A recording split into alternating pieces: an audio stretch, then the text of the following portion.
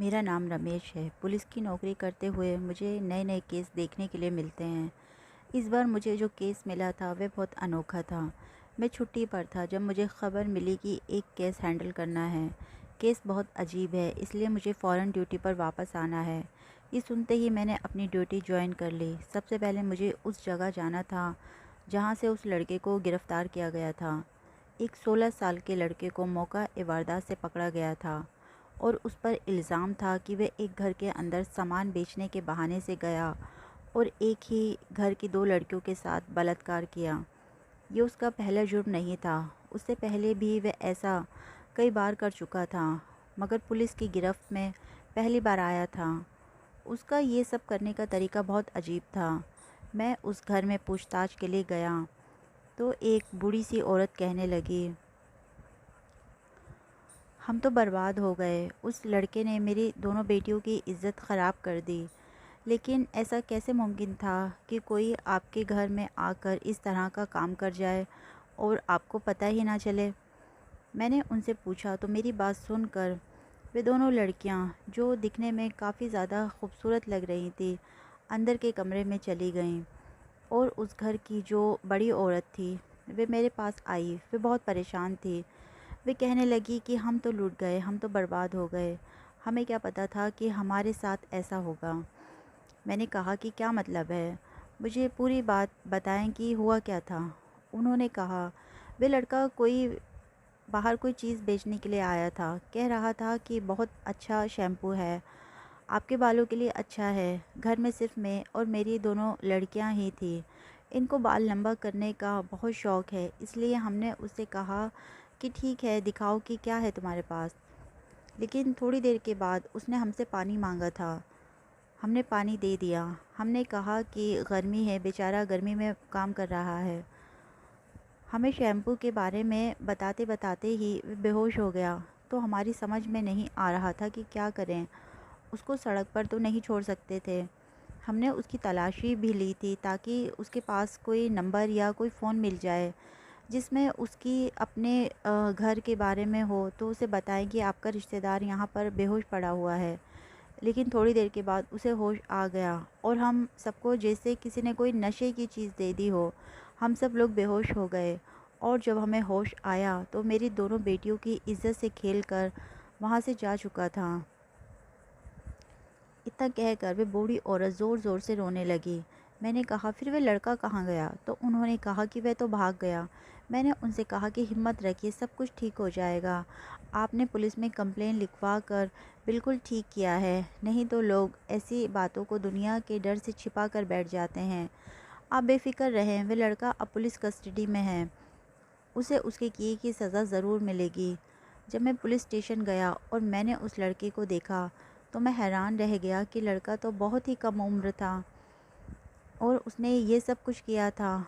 और सिर्फ एक घर में नहीं, बहुत सारे घरों में इसी तरह का काम किया था। उसका तरीका ये था कि वह घर के अंदर थोड़ी देर के लिए रुक जाता, फिर उन लोगों के ऊपर या तो कोई बेहोशी का स्प्रे कर देता या फिर कोई चीज़ सुंघा देता कि वह सभी बेहोश हो जाते थे। उसके बाद उस घर में जो भी खूबसूरत लड़की होती उसके साथ बलात्कार हो जाता। उसके बाद इतना ही नहीं, उन लड़कियों की वीडियो भी बना ली जाती थी और फिर उन्हें ब्लैकमेल किया जाता था। ये सारा काम ऐसे चल रहा था कि जैसे किसी बहुत बड़ी गैंग का हो।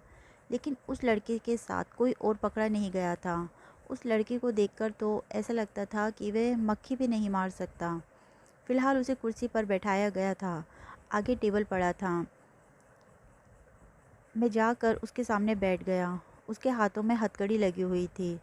मैंने कहा, अगर तुम बोलोगे नहीं तो तुम्हारे खिलाफ़ बहुत मज़बूत केस बनेगा। इससे पहले भी ऐसी बहुत सारी रिपोर्ट दर्ज हुई हैं जिसमें इसी तरह की कहानी सुनाई गई थी कि लड़का किसी काम से आता था और बेहोश हो जाता था। फिर कहता था कि मुझे बहुत भूख लगी है। अलग अलग तरह की कहानी सुनाता था। किसी को कहता था कि मेरी माँ नहीं है, तो किसी को कहता था कि मेरे बाप ने मेरी माँ पर हाथ उठाया है, मैं अपना घर छोड़कर भाग आया हूँ।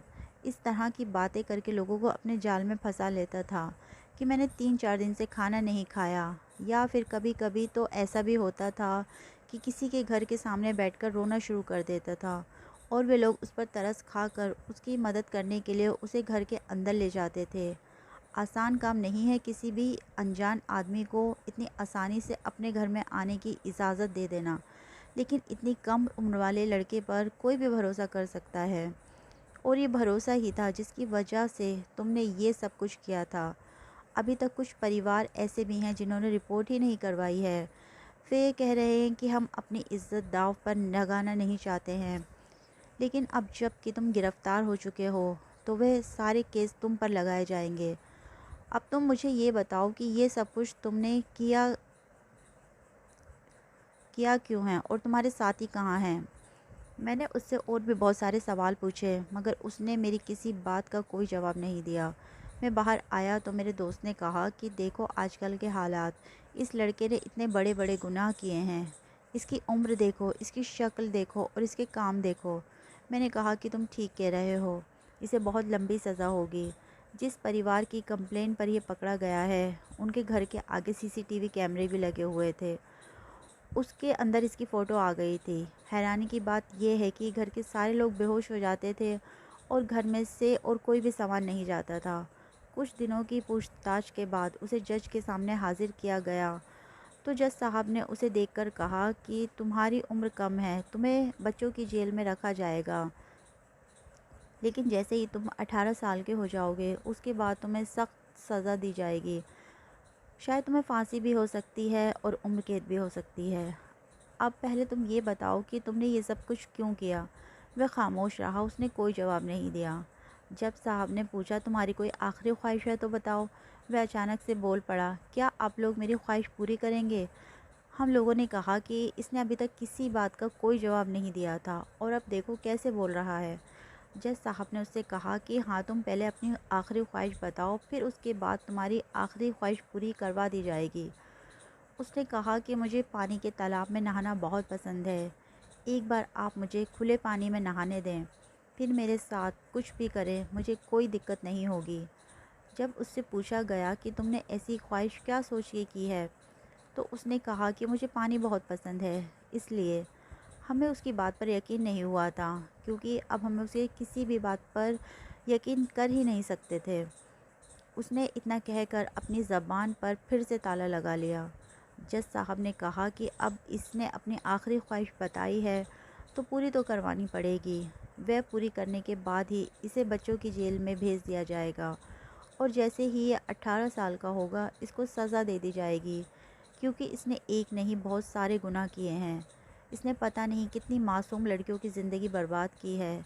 उनमें से कुछ लड़कियां तो माँ बनने वाली हैं, क्योंकि 1-2 महीने पहले उनके साथ भी यही हुआ था।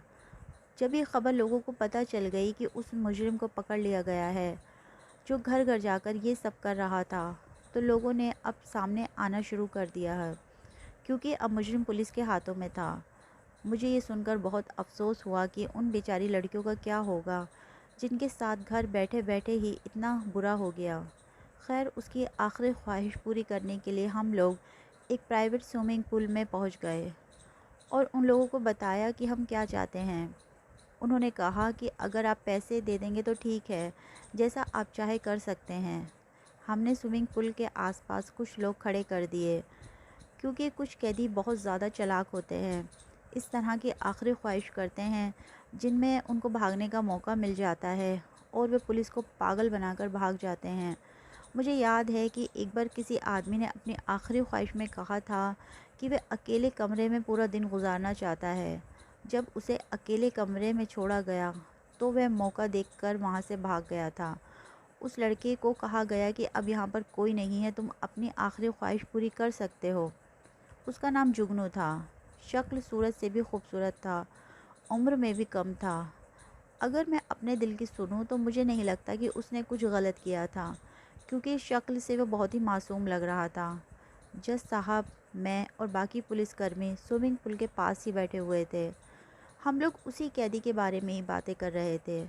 लड़के ने अपने जूते उतारे और पानी में जाने की तैयारी करने लगा। पहले तो वह पानी को देख रहा था। हम हैरानी से उसे ही देख रहे थे। लड़के ने अपने जूते उतारे और पानी में जाने की तैयारी करने लगा।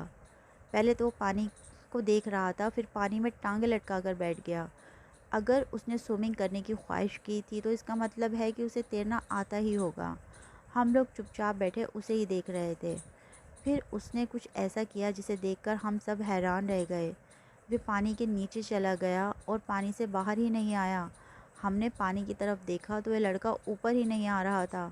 जब बहुत देर हो गई और वह लड़का पानी से ऊपर नहीं आ रहा था तो सब लोग परेशान हो गए। फिर जज साहब के इशारे पर पास में खड़े गोताखोर ने फ़ौरन से पानी में छलांग लगा दी। हम लोग भी हैरान हो गए कि लड़का तो डूब रहा है। इसका मतलब कि वह सज़ा से बचने के लिए खुदकुशी करने की कोशिश कर रहा था।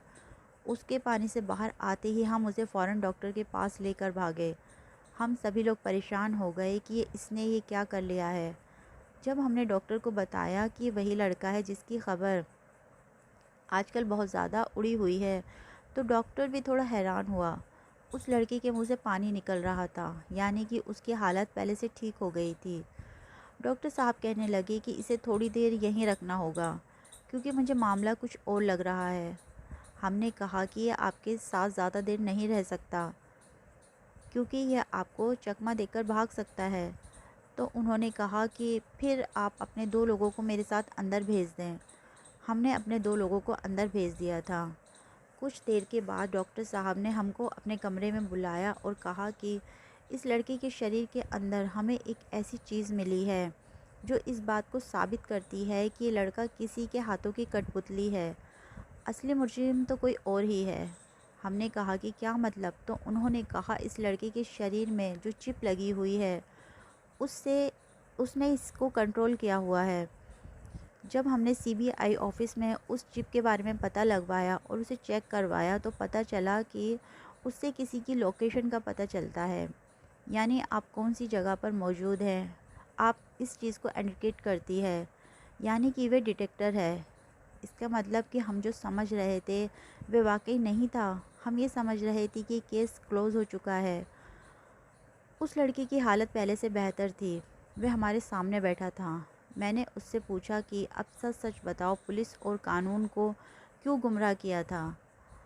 अब सब कुछ सच सच बताओ कि आखिर ये सब मामला क्या है।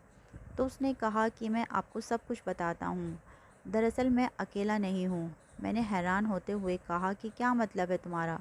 तुम तो हर जगह वारदात पर अकेले ही पाए गए हो और सब सीसीटीवी कैमरों में तुम्हारा ही वीडियो आया है। हाँ, मैं मानता हूँ मेरा ही वीडियो आया है, क्योंकि सामने तो मैं ही आता था, लेकिन फिर मुझे वहाँ से भेज दिया जाता था। मैंने कहा कि क्या मतलब है? उसने बताया कि वे 5 आदमी हैं। इतना कहकर वह चुप हो गया तो मैंने उससे कहा कि पूरी बात बताओ। उसने कहा कि उनकी उम्र 25 से लेकर 40 साल के बीच है, लेकिन उनके कद छोटे हैं, किसी छोटे लड़के के बराबर, यानी कि मेरे जितने। सब यही समझते हैं कि जो कुछ किया है वह मैंने किया है, क्योंकि लोगों के सामने तो मैं ही होता हूँ, तो मुझ पर ही इल्ज़ाम लग जाता है। मगर मेरा काम सिर्फ इतना था कि किसी ऐसे घर में दाखिल होता जहाँ पर जवान और ख़ूबसूरत लड़कियाँ होती हैं। फिर मैं घर के सारे लोगों को बेहोश कर देता था। मेरे पास एक छोटी सी डिवाइस होती है जिसे मैं घर के कोने में रख देता था। उसमें इस तरह की स्मेल उड़ती थी कि सब लोग बेहोश हो जाते थे। उसके बाद वे लोग जो करते हैं उनके लिए ये सब कुछ मजाक है, इंजॉयमेंट है। वे लोग किसी के सामने नहीं आते थे। इस काम के लिए उन्होंने मुझे रखा था, क्योंकि एक छोटे लड़के पर किसी को शक नहीं होता। ये तो मैं तब पकड़ा गया जब मामला काफ़ी आगे निकल गया और इस काम को करते हुए काफ़ी साल गुजर गए। हमने कहा कि तुमने स्विमिंग पूल में नहाने की आखिरी ख्वाहिश क्यों की थी?